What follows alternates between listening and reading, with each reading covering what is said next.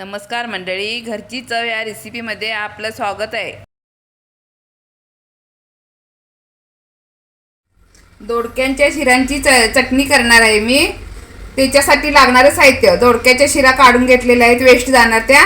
त्याच्यानंतर हिरवी मिरची, जिरं, मोहरी, हळद, कोथिंबीर थोडीशी, शेंगदाण्याचा कूट थोडासा। फोडणीसाठी मी तेल टाकलेलं आहे।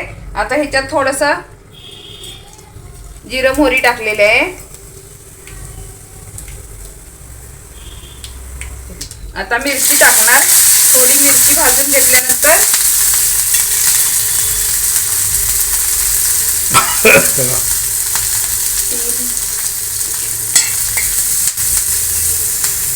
थोडंसं तिखट करायचं, थोडी मिरची त्याला जास्त टाकायची, छान लागतं ते कोरडं असल्यामुळे।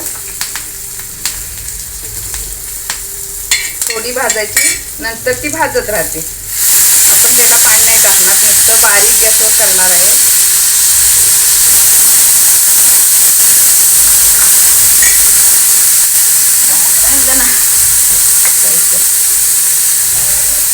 नमक टाकायचं,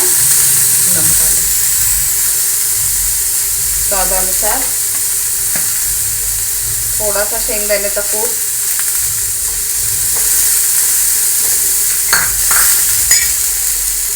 थोडीशी कोथिंबीर।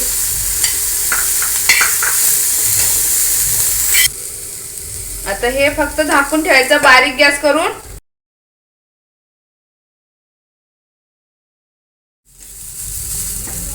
ही आता चटणी तयार झालेली आहे।